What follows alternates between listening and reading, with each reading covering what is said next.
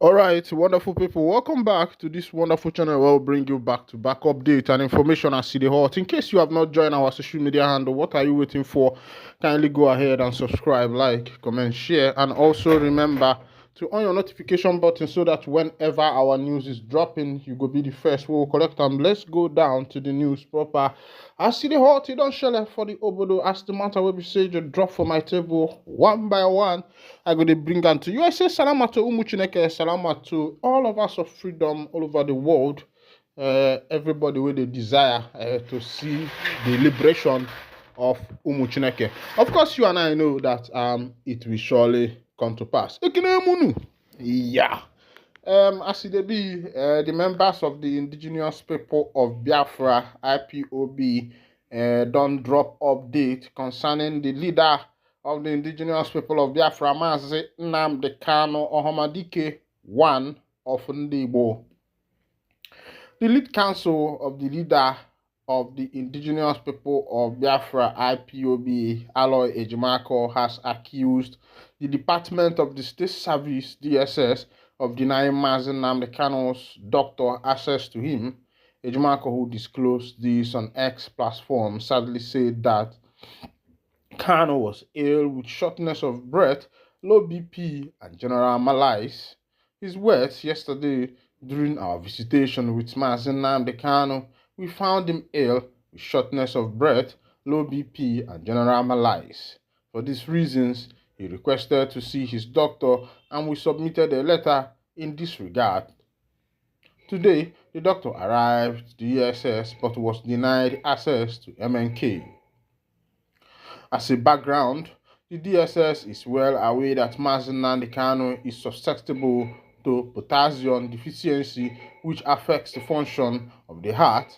This problem was diagnosed by DSS doctors some 3 years ago, and they confessed to their lack of expertise to treat the problem, which in all probability is the cause of MNK's current illness. This is no doubt very serious and deadly to boot. The readings of the electronic heart monitor supplied by the DSS have been recording low pressure level for nearly 9 days in a row without any medical intervention to ascertain whether the blood potassium level is within the clinical acceptable range. My people, when I don't see as it happen for this morning, first of all, you will ask yourself if the country called NIG has taken good care of the free man, the man that is not in detention. For example, if there is an emergency on the road, maybe a car accident or motorbike accident or a fire outbreak, is there any means that the government has been able to help in this aspect? And my answer is no. In NIG, the government have what is called fire service. Is there? They also have what is called ambulance, the FMCs, federal medical centers, and to my own knowledge, I believe that the federal medical centers are places. These are federal hospitals. They work for the federal. They work for the whole federation, and their work is to take care of the emergencies that may occur or could occur because ndị be anyị si na onwe onye si were mmiri ọkụ na ọ ga-adị enu. And that is why you see these emergency centers, federal medical centers, and the rest of them that were set up in all the states in Nigeria. Now, these hospitals are there. When you have things like emergency and you are rushed to the hospital, you find the hospital still telling you first to pay for your bills, pay for your drugs, pay for this and that before you will be attended to. This is your country. Oh. Same thing with fire service. Now, I want to ask you one question. If you, as a Nigeria, whether you are Igbo, whether you are Hausa, whether you are Yoruba, will be true to yourself and tell me what has the government actually done for you? Should we start from your building that you worked hard to build by yourself? You worked for people who are civil servants You worked up to 20 years before you are able to just set up a bungalow? Or should we start with some of you who have retired and your gratuities have not been paid to you? And these gratuities, they are not government money. They are money that were deducted from your salary, from your sweat, from your whole work of 35 years before you retired from the government. These were money that was deducted from your account to save for you for the future purposes. Now, you're a retiree. I want to ask you a question. How many times have you received your pension? How many times have you received your pension as a government worker? Are there me? Now, let's go to other parts. So, let's go to the civil servants. Let me ask you, civil servants, fellow civil servants, how much are you earning in a month? Now, let's go to the loans, the World Bank loan, the this loan, the that loan that the government has borrowed, and the monies, the allocations, the yearly budget that the government budget, and they make these distributions to various governmental arms depending on their capacity and how their allocation for the year comes up.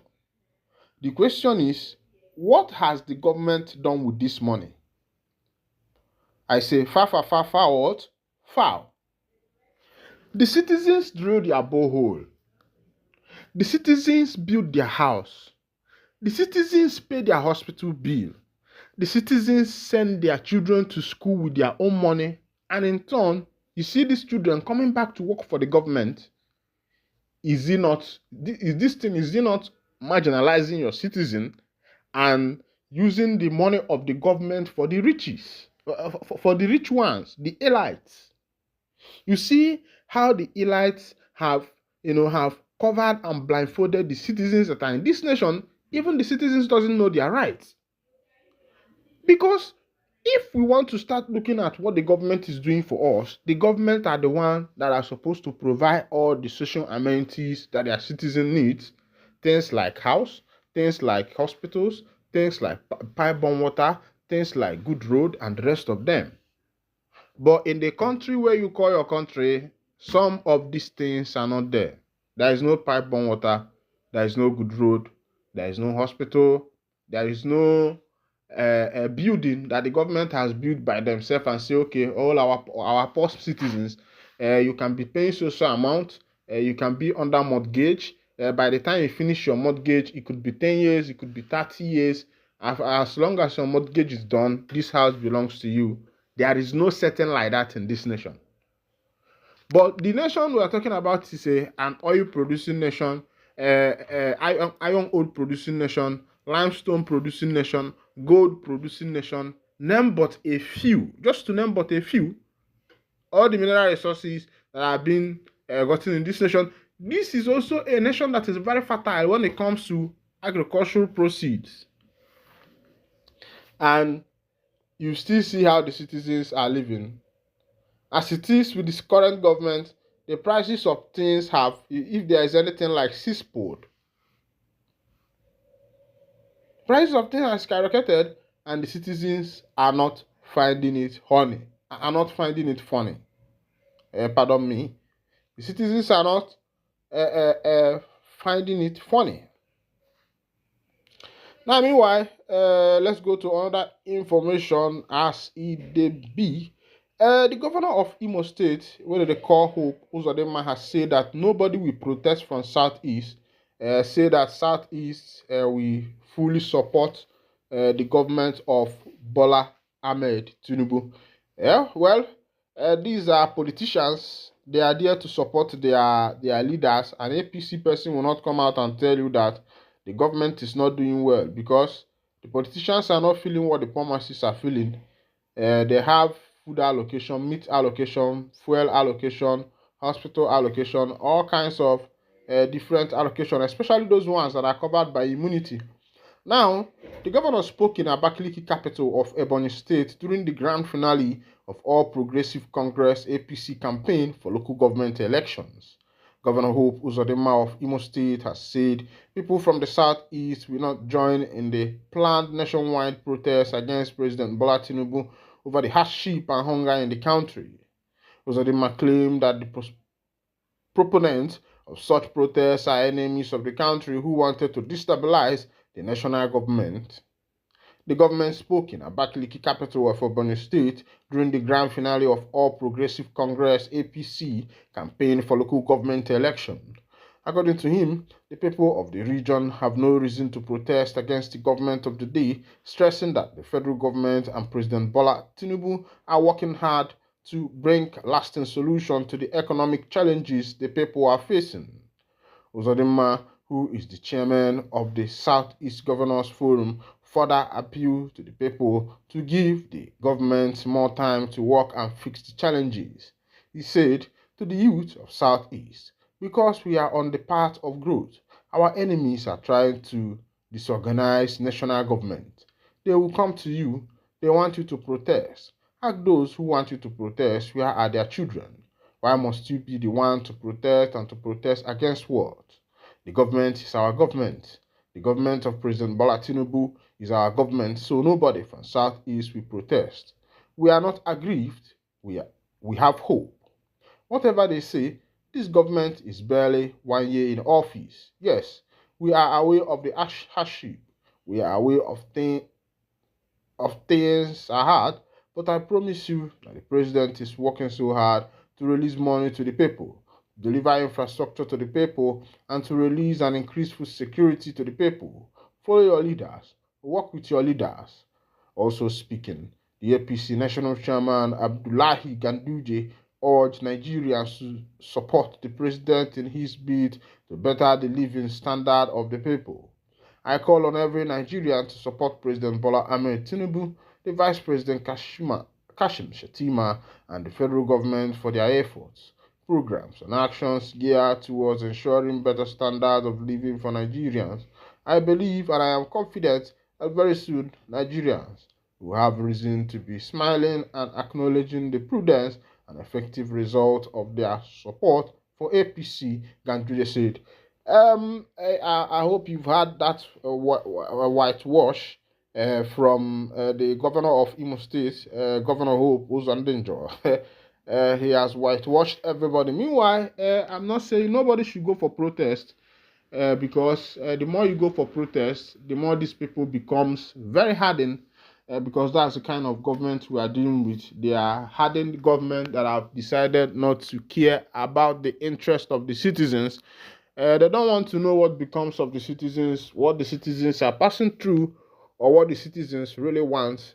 Remember the time of fuel subsidy when the president came in and he removed fuel subsidy. And on my own, as someone living in that nation, as someone that comes from there, because of the amalgamation of Lord Lugard, I'm still asking, what has the government benefited the common man, the populace, their subjects? What has they benefited them? That's the question. I'm still asking myself, what has the government benefited the people? These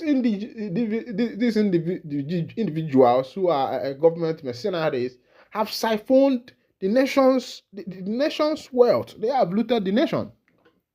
Nation have nothing to stand on again. The prices of things are going very high. The president, the governors have lost control of the country's economy. They have lost control because when you become very greedy, what greediness does is to make you lose a total control. When you are taking more than that is coming into your nation. Imagine a businessman spending more than his capital or more than his income. That businessman is bound to fail. A country that does not have good infrastructure, that does not have factories, a country that produces oil, crude. Now, when this crude is gotten, it can be reduced to different standards. That's where you get the kero, that's where you get the agro, that's where you get the fuel and the rest of them. And this country for the past 60 years, 60-something years, after all the money have not been able to come up with a refinery of their own.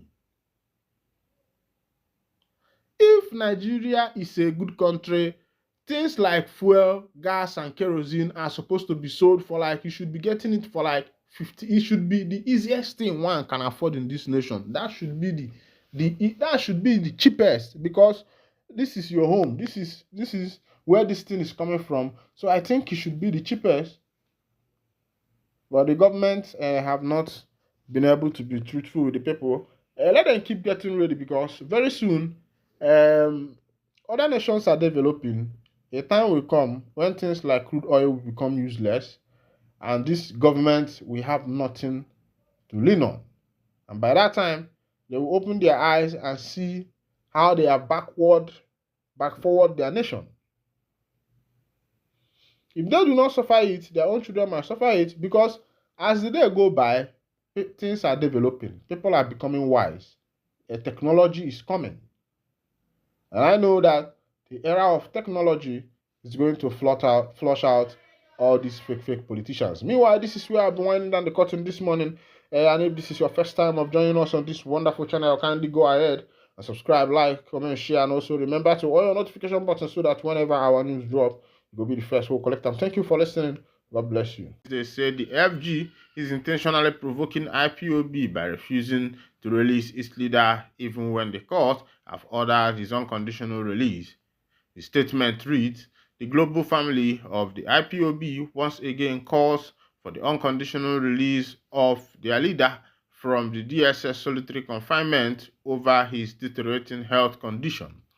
The federal government is intentionally provoking IPOB by refusing to release the leader even when the Nigerian and international court have ordered his unconditional release.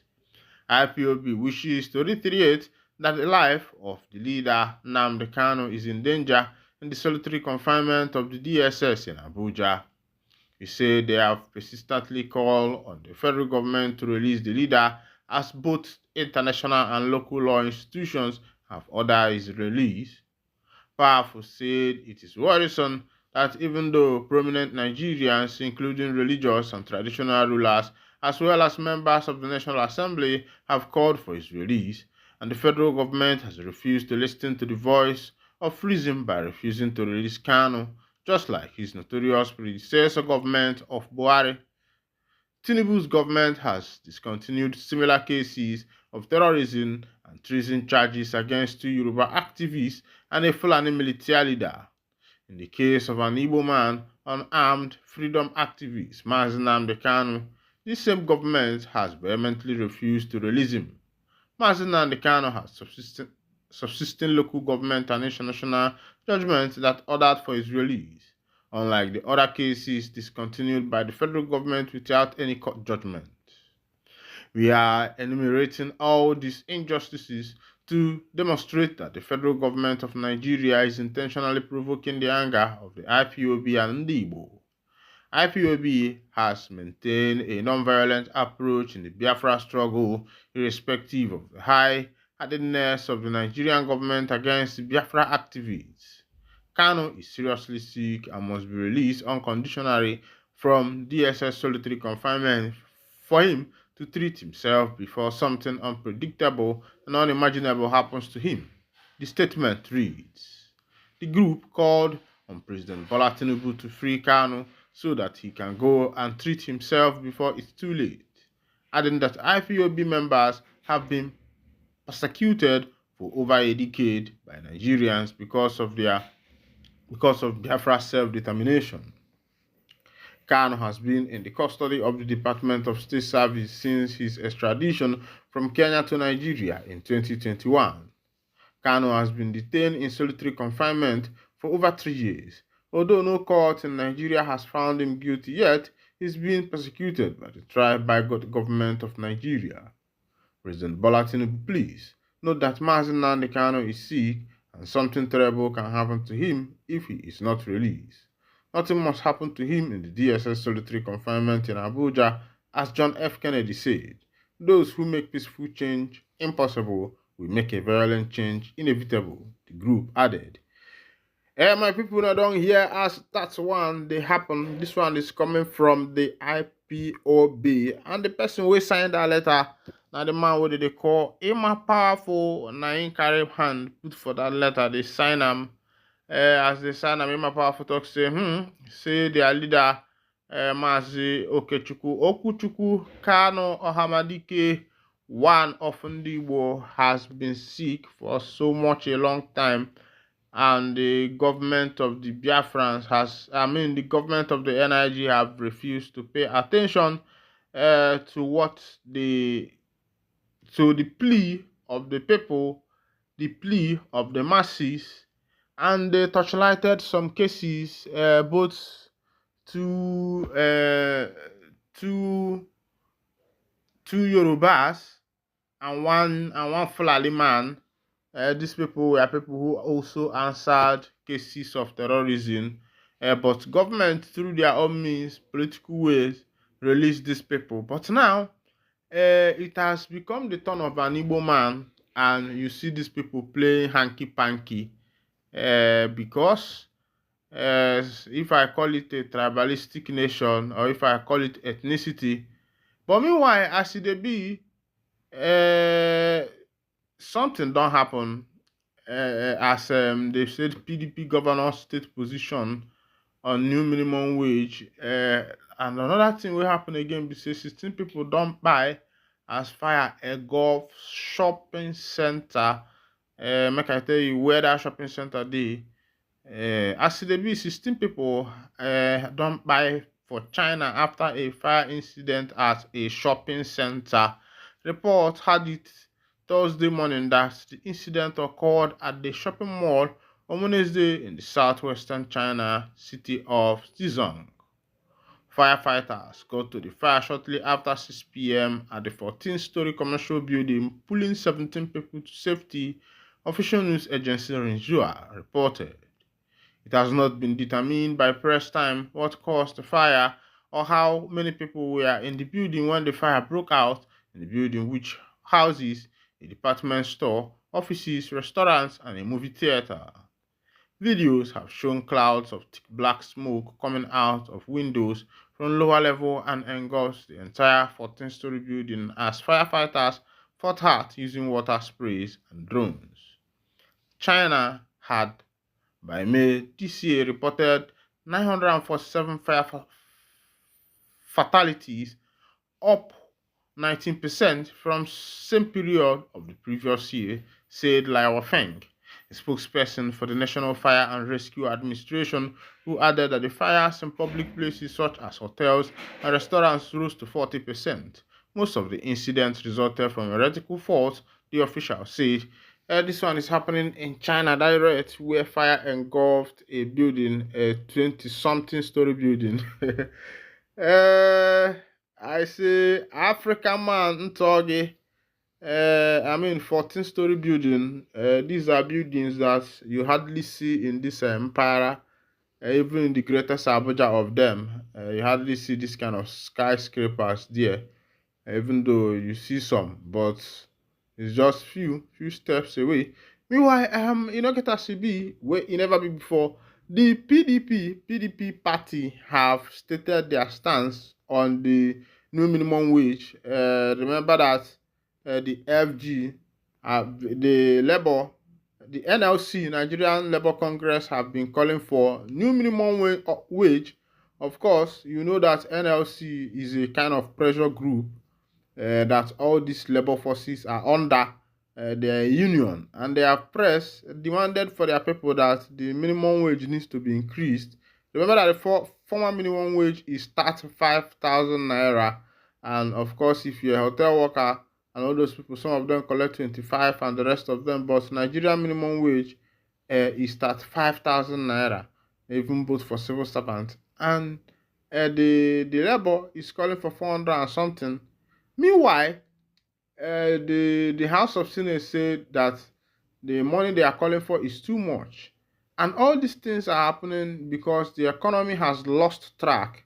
The politicians have lost the track of the economy. They could not be able to trace the economy anymore because when your politicians are what is called Ndi Ololioko, people who are just there for themselves. They are there for my people. One governor like that came to Imo State. He was telling Imo State people, my people, my people. Imo State people will say, my people, my governor, my governor. My people, my people, my governor, my governor. But they did not know that literally or invariably what the governor was saying that the money of Imo State is for him and his people. Oh, that's my people and my people. My people and my people. Now the same governor wey build road for Imo State, immediately the man comot, all the road spoil. By that time, he don acquire a lot of land. This wetin they call am, him generated wetin they call what is called Błáçk. The governor started moving a lot of people. I don't want to start calling them. If you know the name, people, the name of the governor, he even molded Ellen Johnson Sirleaf, molded Zuma of South Africa, molded Ojukwu, even molded Nnamdi Azikiwe. There's a lot of people the governor molded. Even they even sang for him, Błáçk, something like that. But as it be, the PDP Governors Forum, they say this is the part of resolution reached at the meeting of the PDP Governors Forum, which took place in Enugu on Wednesday. In a communique read by the chairman of the forum and governor of Bauchi State, Bala Mohammed, the governors maintained the minimum wage negotiations are becoming unduly protracted in the face of the attendant unprecedented hardship and the impoverishment of majority of our people. The forum resolves as follows: that labor demand for a substantial salary raise is eminently justified and therefore commands the total support of the forum. While the forum fully supports labor demand, agreement must take into consideration the ability to pay by the local government, subnational and federal government. While negotiations are ongoing, we appeal for restraint in both utterances and actions that could lead to the complete breakdown of law and order and ultimately the collapse of the economy. The Labour Party, the PDP party members, and then they talk this one. But of course, all those things now long, big English. Let them come openly and say, look at what we are giving as the minimum wage. Meanwhile, if the economy were to be good, this minimum wage issue should not be what the people will even be dragging, because the more this minimum wage is increased, the more inflation. Even though these governors and these senators, House of Assembly members, their salary, their allowances, you find out that everything that is coming into this nation, that's about half of it or more than half of it goes to this pocket of these politicians. It's only the remainings.